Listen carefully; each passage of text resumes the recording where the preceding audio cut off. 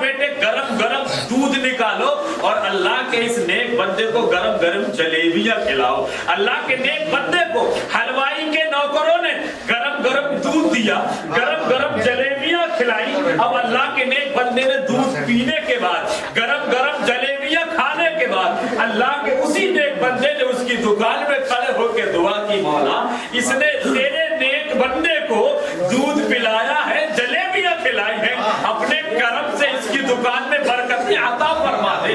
اللہ کا شکریہ ادا کیا. اللہ کا نیک بندہ حلوائی کی دکان سے آگے بڑھا تو کیا دیکھا, ایک لیلا اور مجنون کے جوڑے نے اسی دکان سے میٹھی میٹھی اور گرم گرم جلیبیاں خریدی. وہ بیٹھ کر کے کہیں سائڈ میں کھا رہے تھے. اللہ کا نیک بندہ جا رہا تھا اور ان کی جوتی یا چپلوں سے جو کیچڑ اچھل کر کے ہمارے تمہارے کپڑوں پہ بھی لگ جاتی ہے, کبھی سامنے والے کے بھی کپڑے خراب ہو جاتے ہیں, کبھی پیچھے والے کے بھی کپڑے خراب ہو جاتے ہیں, دائیں جانے والے کے بھی کبھی کبھی کپڑے خراب ہو جاتے ہیں, بائیں جانے والے کے بھی کبھی کپڑے خراب ہو جاتے ہیں. کیونکہ وہ موسم جو تھا بارش کا تھا, کیچڑ کا چڑھتی. اس شخص نے دیکھا کہ میں جس سے محبت کرتا ہوں وہ فاحشہ عورت, وہ جس سے محبت کرتا تھا, اللہ کے نیک بندے کی چپلوں سے یا جوتیوں سے تھوڑی سی کیچڑ لگ کے اس کے کپڑوں پہ گر گئی. جیسے اس نے دیکھا کہ میں جس سے محبت کرتا ہوں, اس نیک بندے نے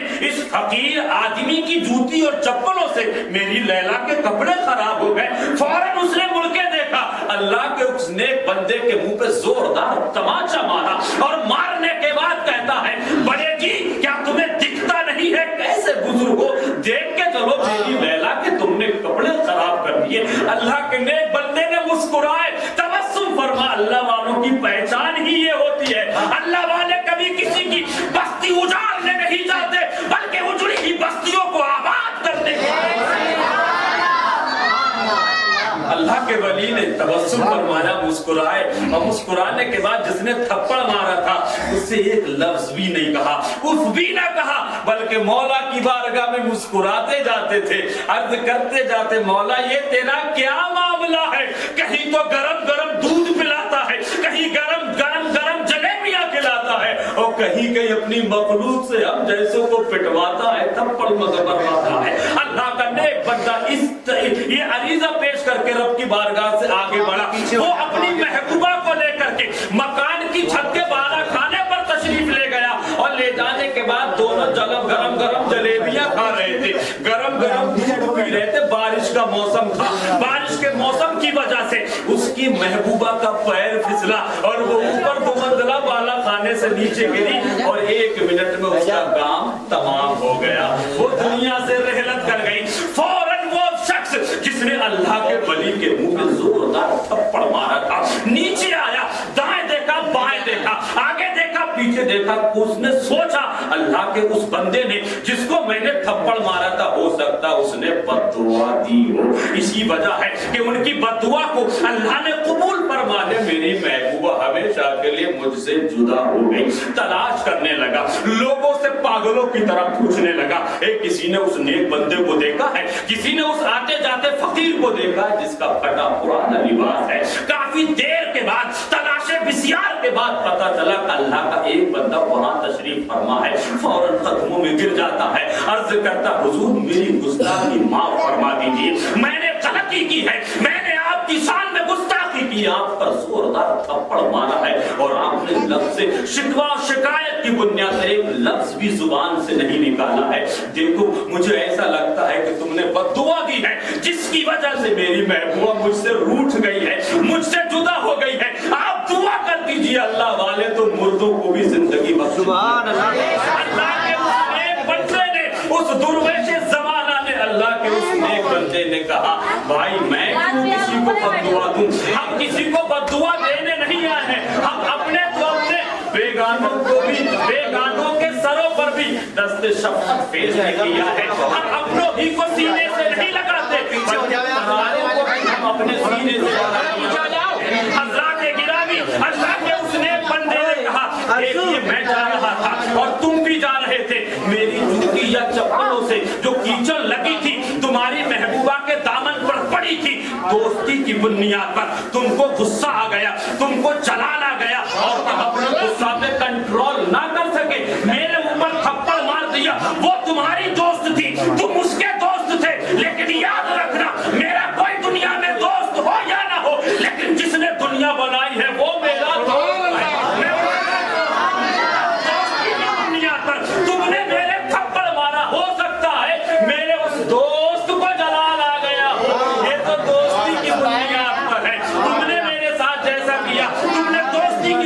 का थप्पड़ मारा, मैंने कुछ ना कहा, लेकिन मैं उसका दोस्त हूँ जिसने सारे आलम को पैदा फरमाया है। वो मेरा दोस्त है, मैं उसका दोस्त हूँ। तो हो सकता है दोस्ती की बुनियाद पर उसको भी गुस्सा आ गया, अब इसको मैं भला कैसे टाल सकता हूँ। निगाहे वली में वो तासीर देखी, बदलती हजारों की तकदीर देखी।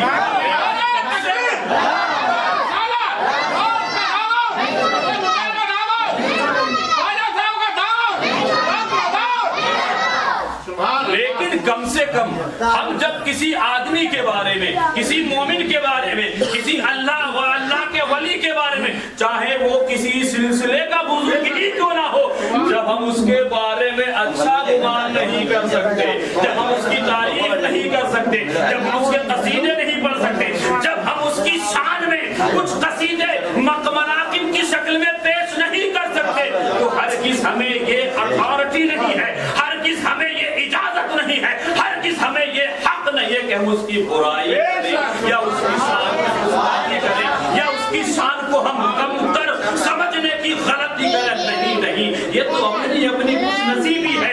कोई मज़ारे पाक का दामन पकड़ के खुश नसीब है, कोई गौसे आज़म का दामन पकड़ के खुश नसीब है, कोई गरीब नवाज का दामन पकड़ के खुश नसीब है। हम तो इतना जानते, जिसने जिसका दामन पकड़ लिया, अगर वो उनके तौर तरीके पर चलता है, उनके नक्शे कदम पर चलता है, तो उसकी दुनिया भी बेहतर हो जाएगी और मरने के बाद आखिरत भी बेहतर होगी। सरकार सैयदना हजरत अब्दुल कादिर जिलानी सरकार गौसे आज़म रज़ियल्लाहु तबारक व तआला अन्हु के सिलसिले के एक बुजुर्ग, जिसको दुनिया हजरत फुज़ैल इब्न अयाज़ के नाम से जानती है।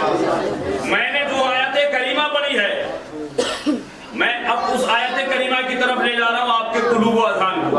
अलम यानी लल्लज़ीना आमनू अन तख़शअ क़ुलूबुहुम लिज़िक्रिल्लाह, क्या अभी वक्त नहीं आया है मोमिनों के लिए कि अल्लाह के खौफ से अपने दिलों को लर्ज़ा बरंदाम करें? अभी वक्त नहीं आया है। हज़रात गिरामी, ये फुज़ैल इब्न अयाज़ कौन है? सिलसिला कादरिया के 5वें दर्जे के बुजुर्ग। लेकिन आओ इनकी जिंदगी का थोड़ा सा जायजा लेते हुए चले। इनकी जिंदगी का मामूल क्या है? नमाज एक वक्त की नहीं छूटती थी, रमजान का रोजा नहीं छूटता था, किसी वक्त में जब देखते थे खाली वक्त में हूँ तो कुरान की तिलावत भी किया करते थे, नमाज भी हो रही है, कुरान की तिलावत भी हो रही है, रमजान के रोजे भी रखे जा रहे हैं, मगर कारोबार क्या है इनका, तिजारत क्या है, बिजनेस क्या है? वो जिंदगी चोरी और डकैती का। अल्लाह, एक बंदा चोरी भी करे, नमाज भी पाबंदी से पढ़े, एक बंदा डकैती भी डाले डंके की चोट पे खुल्लम खुल्ला, और रमजान के रोजे भी रखे, तरावी भी पढ़े, 5 टाइम की नमाज पढ़े, कुरान अज़ीम की तिलावत करे। यार ये कैसा चोर है जिसकी नमाज भी नहीं छूटती? ये कैसा चोर है जिसके रमजान के रोजे नहीं छूटते? ये कैसा चोर है जिसकी कुरान की तिलावत भी नहीं छूटती है? यही हजरत फुज़ैल इब्न अयाज़ है। इनके बारे में ये आता है, जिस घाटी पर बैठ जाते थे, जिस चौराहे पर बैठ जाते थे, जिस रास्ते पर बैठ जाते थे, शाम तक ना जाने कितने काफिलों को लूट लिया करते थे। एक मर्तबा का वाकया है कि आप काफिले पर तशरीफ फरमाते और काफिले पर तशरीफ फरमा होने के बाद एक अरब के लोगों का काफिला जा रहा था और उसी काफिले में अल्लाह के नेक बंदे थे, एक हाफिज कुरान थे, एक कारी कुरान थे। लोगों ने कहा फला घाटी से मत गुजरिएगा, वहां फुज़ैल इब्न अयाज़ धाक लगाए हुए बैठा है, वहां फुज़ैल इब्न अयाज़ तुम्हारी जान को भी ले लेगा, तुम्हारे माल को भी लूट लेगा, तुम्हारे काफिले पे हमला आवर भी हो जाएगा, लिहाजा ऐसा थोड़ा ठहर लो, थोड़ा रुक जाओ, बाद में चले जाइएगा। हजरात, बड़े बूढ़ों ने, बुजुर्गों ने, सबने मशवरा किया। मशवरा करने के बाद ये तय पाया गया, नहीं, किसी से डरने की जरूरत नहीं है, फुज़ैल इब्न अयाज़ आएगा तो उससे निपट लिया जाएगा, उससे बातचीत कर ली जाएगी। उसी काफिले में एक कारी कुरान थे, उस काफिले के सरदार ने, उस काफिले के अमीर ने कहा, कारी कुरान, आप काफिले के आगे वाली सफ में तशरीफ लाइए, आप काफिले के आगे हिस्से, आगे वाली सफ में तशरीफ लाइए। उन्होंने कहा क्यों? इसलिए हमने ये सुना है कि फुज़ैल इब्न अयाज़ कुरान अज़ीम को सुनता है तो दिल का वसील हो जाते हैं। एक कारी कुरान, आप कुरान की तिलावत कीजिए। कुरान अज़ीम से कल भी मदद मांगी जाती थी, आज भी मदद मांगी जाती है। कुरान आया है बंदों की हिदायत के लिए, कुरान आया है लोगों के सिराते मुस्तकीम पर काम करने के लिए। लेकिन आज हमारे समाज में क्या हो रहा है? जरा घर में किसी की पायल चोरी हो गई, किसी का पैंडल चुर गया, किसी के कुंडल चुर गए, किसी की जेबरी चुर गई, तो छड़ा कुरान عظیم کی قسم کھا قرآن عظیم جو ہے قسم کھانے کے لیے نہیں آیا ہے. اگر قرآن پر تلاوت ہو, قرآن پر عمل ہو, تو نہ میرے گھر میں چوری ہوگی نہ تمہارے گھر. قرآن پڑھنے کے لیے آیا ہے, قرآن ہدایت کے لیے, لوگوں نے زینت بنا کے گھر میں رکھ لیا. نہیں, قرآن کو پڑھنے کی روزانہ پڑھنے کی عادت ڈالو. اگر تم کوششیں کرنے کے باوجود بھی بزرگی کا حالت ہے, لائف کے لاسٹ اسٹیج پر ہو, قرآن نہیں پڑھ پاتے, تو اتنی ہمت جٹاؤ کہ صبح کو اٹھ کو قرآن کی ہر ایک آیت پر پڑھو بسم اللہ الرحمن الرحیم. انشاءاللہ میرا یقین ہے پورے قرآن کے پڑھنے کا.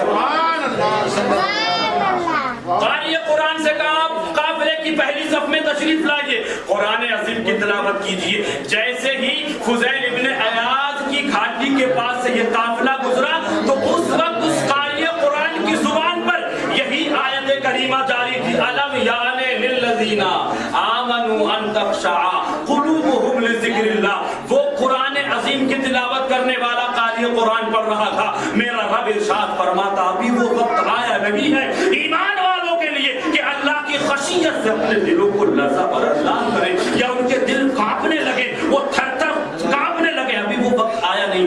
اتنا جیسے قرآن عظیم کی تلاوت کو حضرت فضیل ابن عیاض سے عیاض نے سنا, فوراً گھاٹی سے باہر نکل کے آئے, ہتھیاروں کو پھینک دیا, اور قاری قرآن سامنے ہے. جتنا قرآن سنانا نہ سننے کے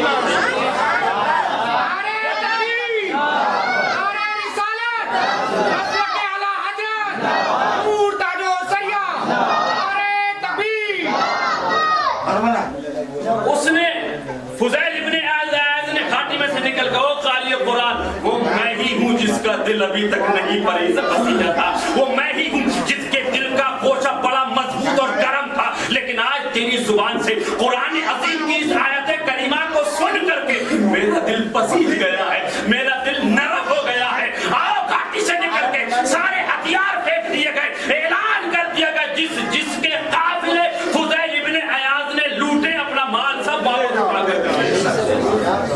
حضرت فضیل ابن عیاض نے اس آیت کریمہ کو سنا, دنیا ہی بدل گئی, زندگی ہی بدل گئی, زندگی کے شب و روز بھی بدل گئے. حضرات گرامی, جس کا جو مال لوٹا گیا تھا, جس قافلے پر اٹیک کیا گیا تھا, جس قافلے پر حملہ آور ہو کر کے سارا روپیہ پیسہ چھین لیا تھا, علاقے میں اعلان کر دیا گیا جن کے قافلوں کو لوٹا ہے, جس کا مال چھینا ہے, جس کا روپیہ پیسہ فضیل ابن عیاض نے چھینا ہے, وہ سب لوگ فضیل ابن عیاض کی گھاٹی میں جا کر اپنا اپنا مال واپس لے آئے. سبحان اللہ.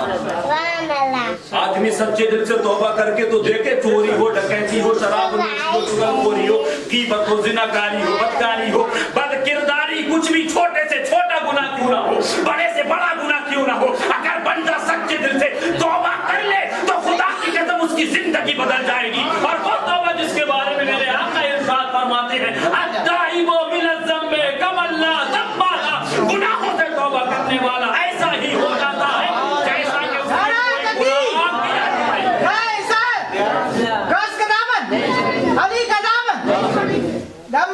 حضرت فضیل ابن عیاض کے بعد جن کا جو مال لوٹا گیا تھا, جن کا جو روپیہ, میں اپنا واقعہ مکمل کر کے بہت جلدی رخصت ہو جاؤں گا, آپ کی نظروں سے میں بہت کچھ محسوس کر رہا ہوں. ملاحظہ فرما لیجئے, فضیل ابن عیاض کی گھاٹی میں لوگ آتے جاتے تھے, اپنا مال لے کر کے جاتے تھے, اور فضیل ابن عیاض ایسے کھڑے تھے جیسے کوئی غلام آقا کی بارگاہ میں کھڑا ہو. فضیل ابن عیاض کے پاس آتے تھے. اسی زمانے میں ایک یہودی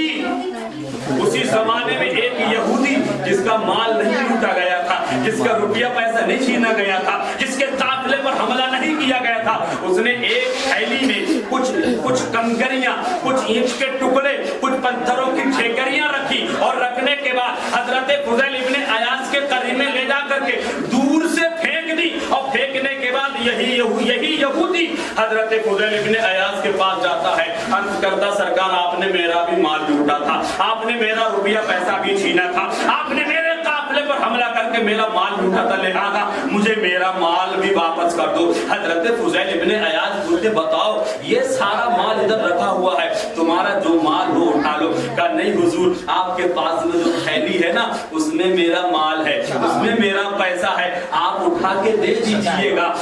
میں نے آپ نے میرا مال لوٹا ہے, آپ ہی اٹھا کر کے دے دیجئے گا. فضیل ابن عیاض کہتے ہیں یار یہ کیا معاملہ ہے, لوگ اپنے سامان کی پہچان کر کے خود اٹھا کر کے لے جا رہے ہیں, چاہو تو تم بھی آ کر کے اپنے مال کو اٹھا کر کے لے جاتا. نہیں حضور جیسے آپ نے اپنے ہاتھوں سے چھینا تھا, لوٹا تھا, آپ مہربانی کیجئے, نظر کرم کیجئے, نظر عنایت کیجئے, آپ تھوڑی زحمت اٹھا, یہ تھیلی اپنے ہاتھوں سے کیوں نہ مجھے اٹھا کر کے دے دیں. حضرت فضیل ابن عیاض نے اپنے ہاتھوں سے جب اس تھیلی کو اٹھایا اور اٹھانے کے بعد یہودی کے ہاتھ میں دیا, یہودی نے بس 2 قدم ہی آگے بڑھائے تھے, اور جب اس تھیلی کو دیکھا تو وہ پتھر کی ٹھیکریاں لایا تھا, کنکریاں لایا تھا, پتھر کے ٹکڑے لایا تھا. لیکن جب اس نے اس تھیلی کو کھولا تو دیکھا اشرفیاں نکل رہی ہیں, درہم و دینار نکل رہے ہیں, فوراً قدموں میں گر جاتا ہے اور حضرت فضیل ابن عیاض سے عرض کرتا سرکار جس نبی کا تم کلمہ پڑھتے ہو اسی نبی کا کلمہ پڑھا کر. حضرت فضیل ابن عیاض فرماتے ہیں میں نے ایسا کون سا عمل کیا, میں نے ایسا کون سا کام کیا, اتنی 2-4 منٹ کی لمحات 2-4 منٹ کی ملاقات میں تو نے ایسا کیا دیکھا جو تو کلمہ پڑھ کے اپنے باپ دادا کے دھرم کو لات مار کے اسلام میں مشرف با اسلام ہو رہا ہے, اسلام میں داخلہ لے رہا ہے, کلمہ پڑھ کے مسلمان ہو رہا ہے, مسلمان ہونے کی وجہ بتاتے. وہ عرض کرتا ہے حضور, وہ عرض کرتا سرکار میں نے اپنے مذہب کی کتابوں میں پڑھا ہے.